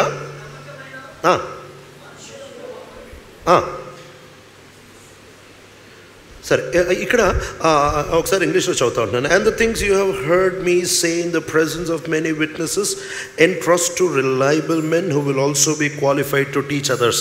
78లో అదే మాట చూసాం, ఇక్కడ కూడా అదే మాట చూస్తున్నాం. 4 తరాలు. పౌలు మొదటి తరం, తిమోతి 2వ తరం. నువ్వు నేర్పించు, వాళ్ళు నేర్పించేటట్టు 4వ తరం. మనం చేసే మినిస్ట్రీ కొనసాగాలి, మనం చేసే సేవ కొనసాగాలి, మనం చేసే పరిచర్య కొనసాగాలి అని అంటే ఈ పెట్టుబడి పెట్టాలి. ఏం పెట్టుబడి తెలుసా? నీకు తెలిసింది ఇంకొకడికి నేర్పించు, నీకు తెలిసింది ఇంకొకడి మీద పెట్టుబడి పెట్టడం నేర్చుకో. బర్నబా జీవితం అంతా ఇలాంటి పని మీదే ఉంటా వచ్చాడు. ఈ వ్యక్తి నమ్మకంగా ఇంకొకడి మీద పెట్టుబడి పెడతా వచ్చాడు. సౌలుని తీసుకున్నాడు, సౌలు మీద పెట్టుబడి పెడతా వచ్చాడు. ఆ వ్యక్తిని సంఘం లోపలికి తీసుకొని వస్తూ వచ్చాడు, నేర్పించుకుంటూ వచ్చాడు. ఈరోజు ప్రభు మనకు కూడా ఈ అద్భుతమైన పరిచర్య, దీనికి ఏం వరం అవసరం లేదు, దీనికి ఏం తలాంత అవసరం లేదు, ఇది ఎవరన్నా చేయగలిగిన పని ఏమి లేదు. ఒకడు దుఃఖంలో ఉంటేవాడు భుజం మీద చేసి నేనున్నా నీ కోసం అని చెప్పి ప్రార్థన చేస్తే చాలు, ఆ వ్యక్తి మాటలు వింటే చాలండి. ఆదరించే పరిచర్య సంఘాల్లో భలే హెచ్చరించే పరిచర్య పెరిగిపోతూ ఉంది, కానీ ఆదరించే పరిచర్య కరువైపోతుందిగా. యేసుక్రీస్తు ప్రభు వారి దగ్గరికి అంత తండోపతండాలుగా జనం రావడానికి గల కారణం ఏంటో తెలుసా? ఒకసారి ఆలోచించండి. ఫరిసేయులు, సద్దుకైలు ఆ ప్రాంతంలో ఎన్నో సంవత్సరాల నుంచి సేవ చేస్తున్నారు. వాళ్ళకి ఒళ్ళు మండింది ఏంటంటే, ఈ యేసు నిన్నగాక మొన్నొచ్చాడు రా నాయన, ఆయన కూడా పెద్ద థియాలజీ కాలేజీలో చదువుకొని రాలేదు, పెద్ద రబ్బీ కూడా కాదు, కానీ మార్కెట్ అంతా ఒక్కసారి గెలిచేసుకున్నాడేంటి? అసలు ఈయన మార్కెట్ ఏంటి? 3.5 సంవత్సరాల్లో మొత్తం స్వీప్. అసలు ఎక్కడ చూసినా యేసు యేసు యేసు అంటున్నా. మేము ఉన్నాము, ఎంత విరిగా పరిచర్య చేస్తున్నాము, సో ప్రపంచం అంతా తిరిగి వస్తున్నాము ఒక్కొక్కడి కోసం. ఏంద్రా మన పరిచర్య కొనసాగట్లేదు, ఈ యేసు పరిచర్య బలి కొనసాగుతుంది అని అంటే ఏంటి తెలుసా వాళ్ళిద్దరికీ డిఫరెన్స్? యేసు ప్రభుకి ప్రేమ ఉండింది, యేసు ప్రభుకి ప్రేమ ఉండింది. ఆయన కుష్ఠరోగిని ప్రేమించేంత ప్రేమ ఉండింది కాబట్టి ఆయన పరిచర్య కుష్ఠరోగి వరకు కూడా వెళ్ళింది. ఫరిసేయులు అన్ని సంవత్సరాలు ఆడ చచ్చారు కానీ ఒక్క కుష్ఠరోగిని కూడా దగ్గర తీయలేదు. అందుకే వాళ్ళ పరిచర్య గీత గీసుకున్నారు. నీ ప్రేమ ఎంత దూరం వెళ్తుందో నీ పరిచర్య అంతే దూరం వెళ్తుంది. గుర్తుపెట్టుకోండి ఈ మాట. నీ ప్రేమ ఎంత దూరం వెళ్తుందో నీ పరిచర్య అంతే దూరం వెళ్తుంది. నీ ప్రేమ ఎల్లని దగ్గరికి నీ పరిచర్య వెళ్ళదు. అన్యులని వాళ్ళు సరిగ్గా కూర్చొని మాట్లాడలేరు, సమరయుల్ని అసలు దగ్గర కూడా రానివ్వలేరు. పాపాత్ములనైతే అబ్బో అసలు ఎక్కడ దొరికితే ఆడ రాళ్ళు కొట్టి చంపుదామనుకుంటున్న వాళ్ళు, కానీ యేసు దగ్గర చూస్తూ వచ్చినట్లయితే సమరయ స్త్రీతో మాట్లాడడానికే వెళ్ళి కూర్చున్నాడు కదా. పాపాత్మురాలైన స్త్రీ వచ్చి ఆయన పాదములు ముద్దు పెట్టుకొని ఆమె కన్నీరు గారుస్తూ తల వెంట్రుకలతో తుడుస్తూ ఉంటే ఏమనకుండా కూర్చొని ఉన్నాడు కదా. ఈ యేసుక్రీస్తు ప్రభువారి ప్రేమ కుష్ఠరోగి దగ్గరికి వెళ్ళింది, సమరయకి వెళ్ళింది, ఆ తర్వాత అన్యుల దగ్గరికి వెళ్ళింది, పాపుల దగ్గరికి వెళ్ళింది. అందుకే ఆయన పరిచర్య కూడా అంత దూరం వెళ్ళింది. ఆయన పరిచర్య కూడా సమరయకి, ఆయన పరిచర్య కూడా కుష్ఠరోగుల దగ్గరికి, ఆయన పరిచర్య కూడా పాపుల దగ్గరికి వెళ్ళిపోతా వచ్చు. నీ ప్రేమ ఎంత దూరం వెళ్తుంది, నీ పరిచర్య అంతే దూరం వెళ్తుంది. బర్నబా యొక్క ప్రేమ సౌలు వరకు వెళ్ళింది. ఈరోజు ఈ ప్రేమకి కొరత. ఈ ప్రేమ ప్రతిసారి నాయకుడే అందించలేడు. ఇక్కడ అపోస్తులు అప్పటికే వేల కొలది మంది ఉంటున్న ఈ సంఘంలో వాళ్ళు భోజనాల పరిచర్య చేస్తూ ఉంటున్నారు. అది వాళ్ళు చేయలేక కలవరాలు వస్తున్నాయని ఈ పరిచర్య చేసుకోండిరా నాయన అని 7గురికి ఇచ్చేసి, మేమైతే ప్రార్థన, మేమైతే బైబిల్కి వాక్య ధ్యానానికి మమ్మల్ని మేము అప్పగించుకుంటాం, వాక్య పరిచర్యకి మమ్మల్ని మేము అప్పగించుకుంటామని పక్కకు వచ్చేసారు. అంటే వాళ్ళు చేయలేని కొన్ని పనులుంటాయి. ఆదరణ అనే ఈ పని బర్నబా చేపట్టుకుంటా వచ్చాడు. ఈ కొత్తగా వచ్చిన విశ్వాసి, భయంకరమైన వెనక చరిత్ర కలిగిన ఈ విశ్వాసి, చాలా దూషకుడు, హింసకుడైన అపాయకరమైన ఈ మనిషిని ఈ వ్యక్తి తీసుకొని పెట్టుబడి పెట్టి సంఘం లోపలికి తీసుకొని వస్తూ వచ్చాడు. ఆ రోజు బర్నబా లేకపోతే, పౌలు సంఘానికి రాకపోతే మన బైబిల్ చాలా చిన్నగా ఉండేదేమో, 13 పుస్తకాలు ఉండేవి కాదేమో. డబ్బనే పెట్టుబడి పెట్టాడు, ఆదరణ అనే పెట్టుబడి పెట్టాడు. సరే, ఈయన యెరూషలేము ప్రాంతం ఆ ప్రాంతంలో ఎప్పుడైతే ఈయన పరిచర్య చేయడం ఆరంభిస్తూ వచ్చాడో అక్కడ కూడా ఆయనను చంపేద్దాం అనుకుంటా వచ్చినప్పుడు వెంటనే ఆ స్థలం నుంచి కూడా ఆయనని పంపించేస్తూ వచ్చారు. సహజంగా ఎక్కడైనా కొడతాము చంపుతాం అంటే ఇంకెక్కడ పోతాడు? ఇప్పుడు ఎవడన్నా నన్ను కొడతా చంపుతా అంటే నేను పరిగెత్తుకుంటా బీదర వెళ్ళిపోతా, ఎందుకంటే నా ఇల్లు బీదరగా. అట్లానే పౌలును కూడా కొడతావరా చంపుతావరా నిన్ను అని అనేటప్పటికీ ఇక పౌలుకి ఎక్కడ పోవాలో అర్థం కాక ఆయన తార్సోడు కదా, వెంటనే తను ఇంటికి వెళ్ళిపోయాడు తార్స్కి. అది అపోస్తుల కార్యాల్లో మనం చూడొచ్చు 9వ అధ్యాయం 30వ వచనంలో. ఈ మనిషి వెళ్ళి తార్సులో సెటిల్ అయిపోతా వచ్చాడు. అక్కడి నుంచి ఇంచుమించు 10 నుంచి 12 సంవత్సరాల వరకు ఈ మనిషి అడ్రస్సే లేదు. అద్భుతమైన రక్షణ, అద్భుతమైన దర్శనం, అద్భుతమైన విప్లవం, అద్భుతమైన వ్యక్తిగా ప్రభు ఈయనను మారుస్తూ వచ్చాడు. కానీ ఇంటికి వెళ్ళిపోయాడు. ఇప్పుడు ఇంట్లో కూర్చొని ఉన్నాడు. ఈ వ్యక్తిని సంఘం మర్చిపోయింది, ఈ వ్యక్తిని అందరూ మర్చిపోయారు. ఒకడు ఉన్నాడంట, ఒకప్పుడు ఉన్నాడు, రక్షించబడ్డాడు, ఇంటికి వెళ్ళిపోయాడు, అయిపోయింది. ఇంచుమించు 10-12 సంవత్సరాలు గడిచిపోయాయి. ఈ మనిషి ఇంట్లో కూర్చున్నాడు, ఎవరికి తెలియదు ఏం చేస్తున్నాడు. బైబిల్ ఆ సైలెంట్ పీరియడ్లో ఈయన చేసిన పెద్ద ఆచూకీలు మనకి కనపడవు. ఇలా ఇంటికి వెళ్ళిపోయి ఇంట్లో సెటిల్ అయిపోయాడు. అందరు మర్చిపోయారు. పౌలు కూడా అనుకుంటా ఉండుంటాడు, సౌలు కూడా అనుకుంటా ఉండుంటాడు, రక్షించబడ్డానేదో. సంఘం అనుకుంటే లోపలికి రానివ్వలే, ఏదో బర్నబా లోపల తీసుకెళ్ళాడు, మళ్ళీ పారిపోయి ఇంటికి వచ్చేసా, ఇంకా సంఘం లేదేమీ లేదు, నేను ఇంట్లో కూర్చొని ఉన్నానని అనుకుంటున్న పరిస్థితులు. అందరూ సౌలుని మర్చిపోయారేమో. అందరూ ఒకప్పుడు రక్షించబడ్డాడులే, ఎక్కడున్నాడు, ఇంటికి వెళ్ళిపోయాడంట. మరి ఇంటికి వెళ్ళినాడు సంగతి ఏంటి? అంతలో అంతియోక ఆ ప్రాంతంలో దేవుడు అద్భుతమైన కార్యం చేసి ఆ ప్రాంతంలో అనేకులు రక్షించబడి ఆ ప్రాంతంలో ఉంటున్న అనేకులు యేసు ప్రభు రక్షకుడిగా ఎరిగారు అనే విషయం యెరూషలేములో విని వెంటనే వాళ్ళు, అరే ఇట్లా కొత్త వాళ్ళని ఆదరించేవాడు ఎవడరా మన దగ్గర అంటే బర్నబాయే గుర్తొస్తాడుగా, ఆదరణంగానే గుర్తొస్తాడు. కాబట్టి బర్నబా ఇదిగో కొత్త సంఘం అంటే ఏదో స్టార్ట్ అయిందంట, అన్యులంట, మరి నువ్వు పోతావా అక్కడ చూసుకుంటావా అంటే, అయ్యో పోతాను సార్, అర్జెంటుగా వెళ్ళిపోతాను అని చెప్పి అంతియోకాకు వచ్చేసాడు. వచ్చి అంతియోకాలో చక్కగా పరిచర్య చేసుకుంటూ ఉంటున్నాడు. ఎంత చక్కగా పరిచర్య చేసుకుంటున్నాడంటే చదువుదామా, వద్దాం. అపోస్తుల కార్యాలు 11వ అధ్యాయం, అపోస్తుల కార్యాలు 11వ అధ్యాయం 22-23 వచనాలు చదువుతారా?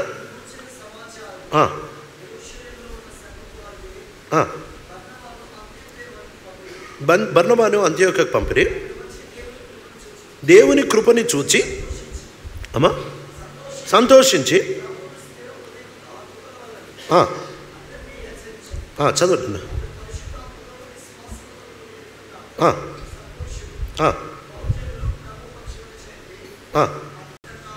చాలండి.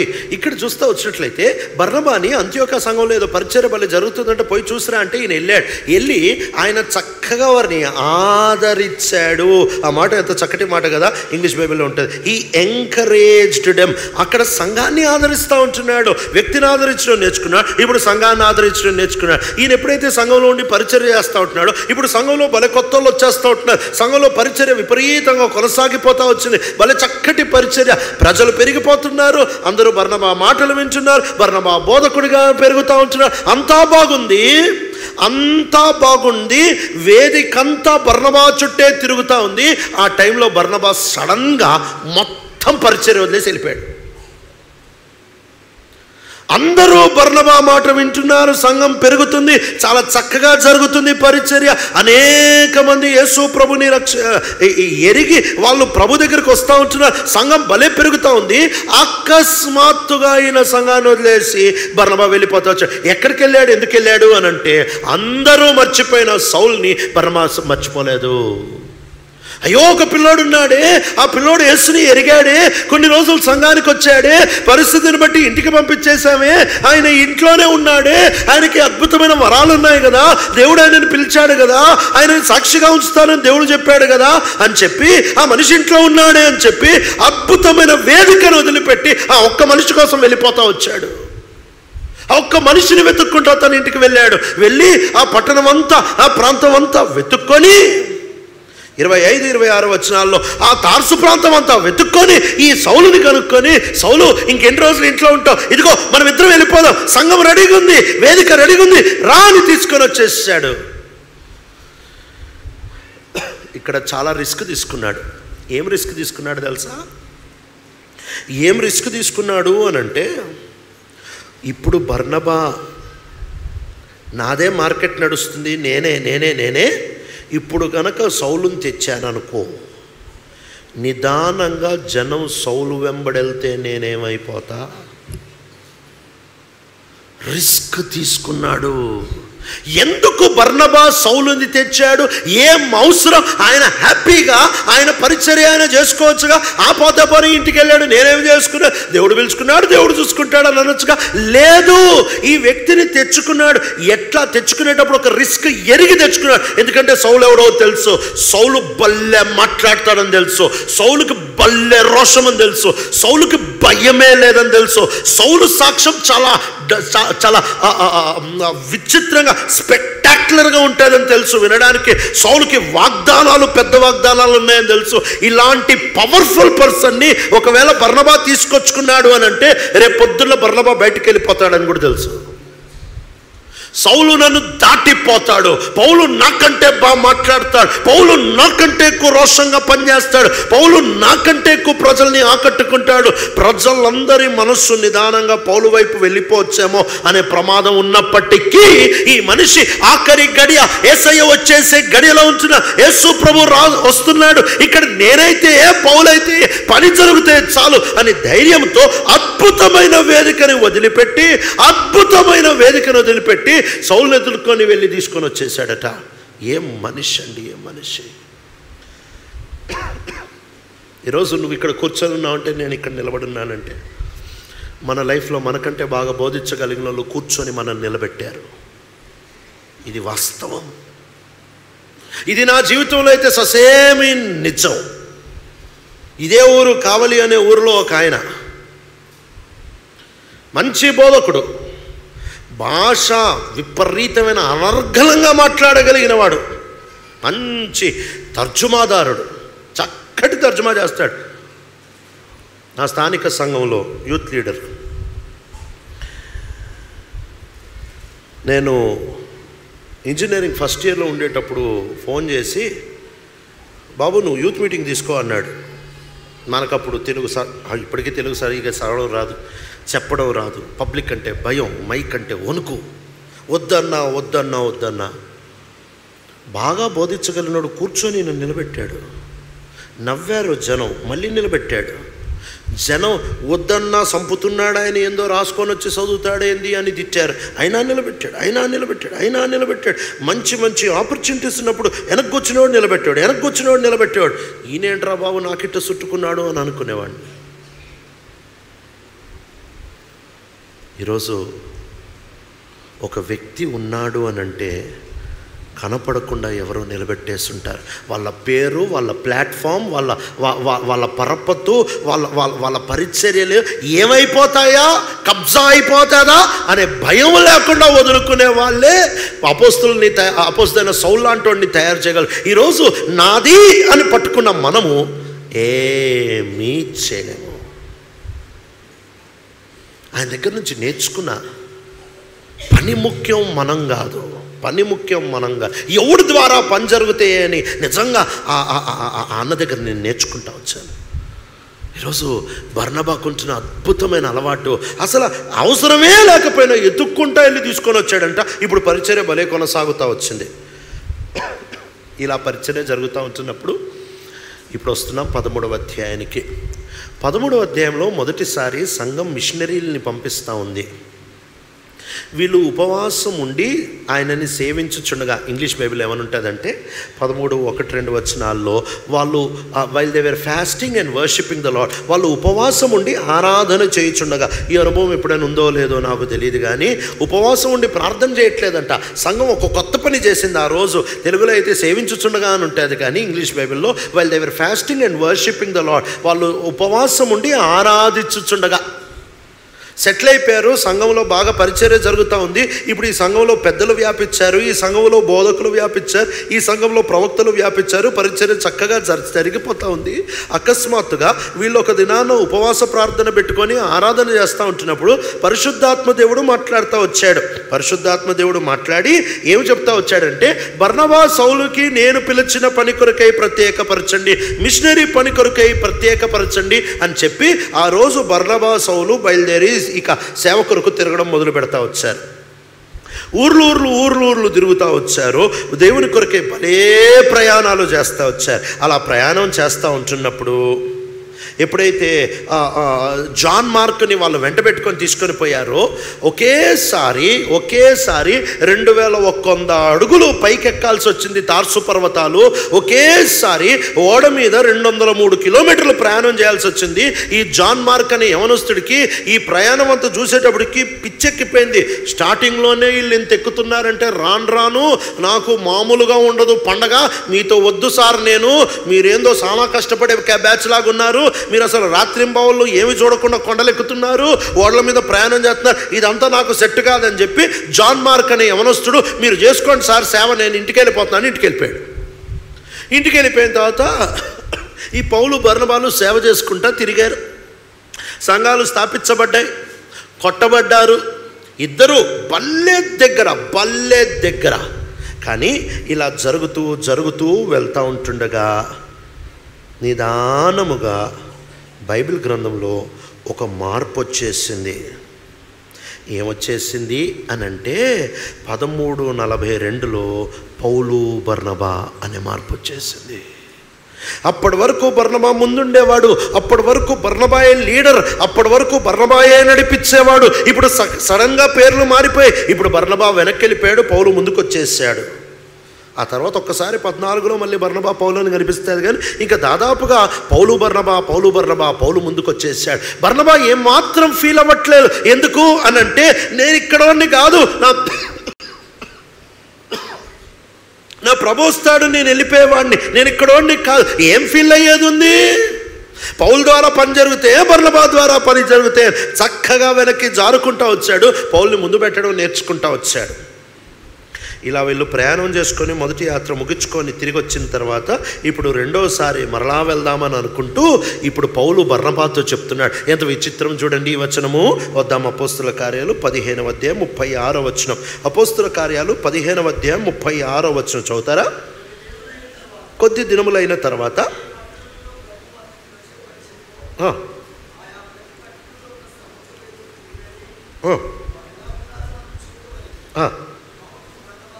పౌలు బర్నబాతో అలను తెచ్చింది బర్నబా, మళ్ళీ వెతికింది బర్నబా, మళ్ళీ సంఘంలో తీసుకొని వచ్చి సంఘంలో పరిచర్యనిచ్చింది బర్నబా. ఇప్పుడు సలహా ఎవరెవరికి ఇస్తున్నారంటే పౌలు బర్నబాకి ఇస్తున్నాడు. ఇప్పుడు ముందైపోయాడు పౌలు, ఇప్పుడు లీడర్ అయిపోయాడు. ఇప్పుడు బర్నబాను చూసి అంటున్నాడు, రా మనం వెళ్దాం. అంటే ఏంటి? నేను పోతుంటావు, నువ్వు నా వెనకాల రా. ఎంత చక్కగా మారింది చూడండి రోల్. ఎంత చక్కగా, ఎంత సునాయాసంగా, ఎంత మనస్సుపూర్తిగా, ఎంత నిస్వార్థముతో, ఎంత ఎంత ఎంత ఈజీగా ఈ రోల్ మారిపోయింది కదా. ఎంత ఈజీగా బర్నబా వెనక్కి వెళ్ళిపోయాడు.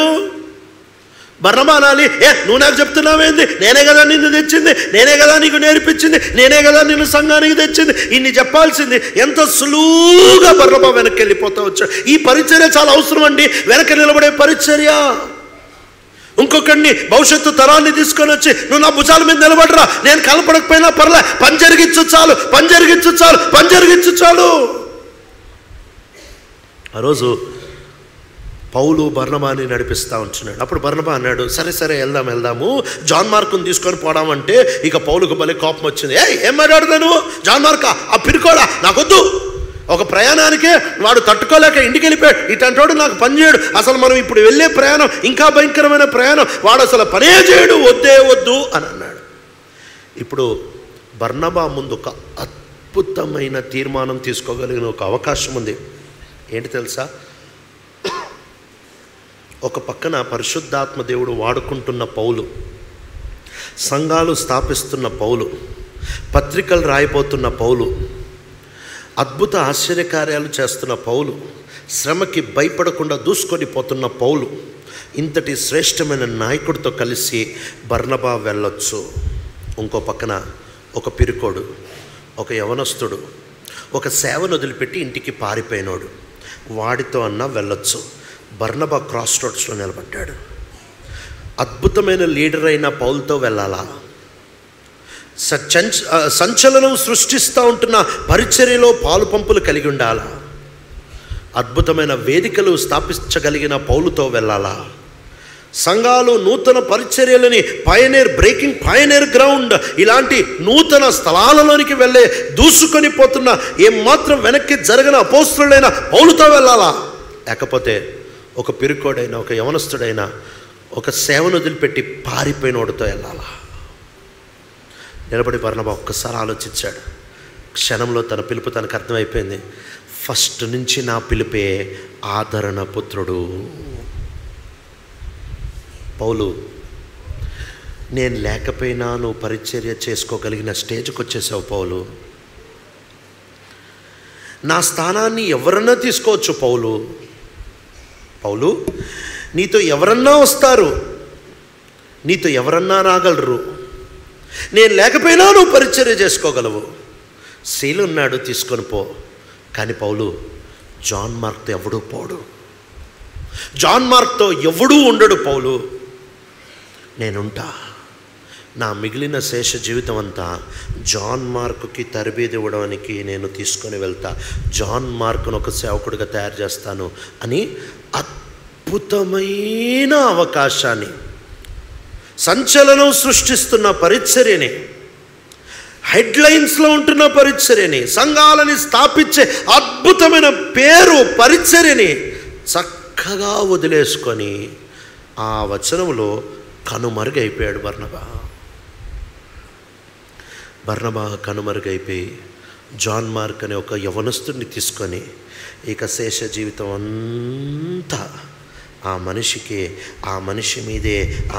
మీదే పెట్టుబడి పెట్టి వాళ్ళిద్దరు పింపిలియా ప్రాంతంలో 37-38 వచనాలు పరిచర్య చేసుకుంటూ మిగిలిపోయారు. ఇక ఆ తర్వాత బర్నబా మనకు దాదాపుగా కనపడడు. ఆస్తి అమ్ముకోవడంతో మొదలుపెట్టాడు. ఎందుకయ్యా ఆస్తి అమ్ముతున్నావు? రియల్ ఎస్టేట్ కదా అంటే, ఆయన వస్తున్నాడు, నేను వెళ్ళిపోయేవాడిని అని చూసి ఆస్తి అమ్ముకున్నాయి, నేను పెట్టుబడి పెడతాను, డబ్బులతో పెట్టుబడి పెట్టాడు. 2, ఆయన ఆదరణతో పెట్టుబడి పెట్టాడు. బయటోడిని తృణీకరించబడినోడు భుజం మీద చేసి నేనున్నా నీతో అని చెప్పి లోపలికి తీసుకొని వచ్చాడు. 3, తన పేరుని పోగొట్టుకునే ప్రమాదము వచ్చినప్పుడు సులువుగా పేరుని పోగొట్టుకొని పౌలు లాంటి వాడిని లోపలికి తీసుకొని వచ్చి తన వేదిక మీద నిలబెట్టాడు. పేరు అనే పెట్టుబడి పెట్టేశాడు. చివరికి వచ్చేటప్పటికి సంచలనం సృష్టిస్తూ ఉంటున్న పరిచర్య, లెగసీ. ఒకవేళ పౌలు బర్నబా కలిసే తిరుగుంటే నిజంగా పత్రికలు ఎన్నిసార్లు ఆయన పేర్లు ఉండేవి, ఆయన ఎన్ని పత్రికలు ఉండేవో, ఎంతెంత పేరు సంపాదించేవాడు. బైబిల్లో ఎన్నిసార్లు సంఘాల్లో మనము పౌలు గురించి ఎన్నిసార్లు మాట్లాడతాం, అన్నిసార్లు బర్నబా గురించి మాట్లాడే వాళ్ళమేగా. అయితే బర్నబా ఒక్క యవనస్తుడి కోసం కనుమరుగైపోవడానికి ఇష్టపడ్డాడు. 4 పెట్టుబడులు, డబ్బనే పెట్టుబడి పెట్టాడు, పరిచర్య లేకపోతే పేరనే పెట్టుబడి పెట్టాడు. వెతుక్కొని తన నాయకత్వాన్ని పోగొట్టుకునే పెట్టుబడి పెట్టాడు. చివరికి కనుమరుగైపోయే పెట్టుబడి పెట్టాడు. ఈరోజు బర్నబా గురించి పెద్దగా మాట్లాడుకోమేమో, కానీ ఒకరోజు పౌలు చచ్చిపోయేటప్పుడు ఉత్తరం రాస్తూ అంటున్నాడు, జాన్ మార్కుని తీసుకొని రా, అతడు నాకు చాలా he's very helpful for my ministry, నా పరిచర్యకు చాలా ఉపయోగపడతాడు. ఎట్లయ్యాడు అని అంటే కనుమరుగైపోయిన ఒక బర్నబా పెట్టుబడి పెట్టాడు. ఈరోజు సంఘం 64 సంవత్సరాలు దాటుకుంటా ఈ రోజు వరకు వచ్చిందంటే ఈ 4 పెట్టుబడులు పెట్టిన వాళ్ళు చాలామంది ఉన్నారు. కాబట్టే దైవ సేవకులుగా పెట్టుబడి పెట్టుంటారు, సండే స్కూల్ టీచర్స్గా పెట్టుబడి పెట్టుంటారు, నానా రకాలుగా పెట్టుబడులు పెట్టుంటారు. ఈరోజు వెనక్కి జరిగి ఇంకోటి నిలబెడతావా? పెట్టుబడి పెట్టి ఇంకొకడిని పైకి లేపుతావా? ఇంకొకడిని స్వీకరిస్తావా? డబ్బులనే పెట్టుబడి పెడతావా? ఫుట్బాల్ మ్యాచ్ మీరు ఎప్పుడైనా చూసారో లేదో, ఫుట్బాల్ మ్యాచ్లో మూడు పార్టీలుగా ఆడతారు ఒక టీం వాళ్ళు. గోల్ కీపర్ పక్కనే కొంతమంది ఉంటారు. వీళ్ళెవరు అంటే డిఫెండర్స్ అంటారు. అంటే బాల్ వాళ్ళని దాటి రాకుండా ఆపేస్తారు. వాళ్ళు గోల్ పడకుండా ఆపుతారు. వీళ్ళు ఏం చేస్తారంటే మ్యాచ్ ఓడిపోకుండా కాపాడగలరు. రెండో బ్యాచ్ వాళ్ళు ఉంటారు. వీళ్ళెవరంటే అటాకర్స్. వీళ్ళు అవతల గోల్ దగ్గర ఉంటారు. వీళ్ళకి బాల్ అందిస్తే చాలు, వాళ్ళు గోల్ కొట్టేస్తారు. వీళ్ళు మ్యాచ్ని గెలిపిస్తారు. డిఫెండర్స్ మ్యాచ్ ఓడిపోకుండా ఆపుతారు. అటాకర్స్ మ్యాచ్ గెలిపిస్తారు. వీళ్ళిద్దరి మధ్య ఫీల్డ్లో కొంతమంది ఉంటారు. వీళ్ళు మిడ్ ఫీల్డర్స్ అంటారు. వీళ్ళు పెద్ద ఆటగాళ్ళు ఏం కాదు. వీళ్ళు ఫోటోలు ఎప్పుడు రావు, వీళ్ళ పేర్లు ఎప్పుడు కనపడవు. గోల్ కొట్టేవాడి పేర్లే కనిపిస్తాయి. వీళ్ళు చేసే పని ఏంటి తెలుసా? వీళ్ళు చేసే పని ఏంటంటే బాల్ని తీసుకొని జాగ్రత్తగా అందరి దగ్గర నుంచి తప్పించి గోల్ కొట్టేవాడి కాళ్ళకి బాల్ ఇచ్చి నువ్వు కొట్టరా గోల్ అని వెనక్కి వెళ్ళిపోతాడు. వీడు మిడ్ ఫీల్డర్ అంటారు. మిడ్ ఫీల్డర్ పేరు ఎవరికి తెలీదు. మిడ్ ఫీల్డర్ పెద్ద న్యూస్లో రాడు. కానీ ఒక మ్యాచ్ గెలవడానికి వెనక ఒక మిడ్ ఫీల్డర్ ఉంటాడు. ఏం చేస్తాడు తెలుసా? బాల్ తీసుకెళ్ళి అటాకర్ చేతిలో పెట్టి నువ్వు కొట్టేరా అంటాడు. ఈరోజు అటాకర్లు చాలామంది ఉన్నారు మందిరంలో, పరిచర్లో దూసుకొని పోయేవాళ్ళు. డిఫెండర్స్ చాలామంది ఉన్నారు, పరిచర్ని కాపాడుకోగలిగిన వాళ్ళు. మిడ్ ఫీల్డర్లే తక్కువైపోయారు. ఇంకొన్ని ముందు పెట్టి వెనక్కి వెళ్ళేవాడు. ఈరోజు ఈ పెట్టుబడి పెడతావా? 64 సంవత్సరాల వరకు చాలామంది పెట్టుబడి పెట్టారు కాబట్టి ఇక్కడ వరకు ఈ మందిరం వచ్చింది. డబ్బనే పెట్టుబడి, పేరనే పెట్టుబడి. నీ జీవితంలో నిన్ను దాటిపోయి నీ స్థానాన్ని తీసుకోగలిగిన ఆ అంతస్తులోనికి ఇంకోడిని సిద్ధపరిచి చివరికి అసలు నేను మాయమైపోతాను, నేను కరిగిపోతాను, నేను కనుమరుగైపోతాను అనే పెట్టుబడి నువ్వు పెట్టగలిగితే ఇక్కడ బహుశా పేరుండదేమో, కానీ దేవుడు బహుమానాలు ఇచ్చేటప్పటికి 200% పౌలు కంటే ముందు బర్నబాని పిలుస్తాడు. ఇక్కడ బర్నబా ముందు లేడేమో, కానీ పరలోకపు పుస్తకాలు తెరిచినప్పుడు 200% బర్నబాని ముందు పిలుస్తాడు. ఎందుకంటే బర్నబా లేకపోతే పౌలు లేడు, పౌలు లేకపోతే 13 పత్రికలు లేవు, బర్నబా లేకపోతే జాన్ మార్క్ లేడు, జాన్ మార్క్ లేకపోతే మార్కు సువార్త లేదు. ఇంకో మాటలో చెప్పాలంటే ఈ సామాన్యమైన మనిషి బర్నబా, ఈ ఒక్క మనిషి లేకపోతే కొత్త నిబంధనలో 14 పుస్తకాలు లేవు. సగం కొత్త నిబంధనకి వెన్నెముకే బర్నబా, కానీ ఆయన పేరు మీద ఒక్క పుస్తకం కూడా లేదు. ఇలాంటి పెట్టుబడి పెట్టగలవా? ప్రార్థన చేసుకుందాం.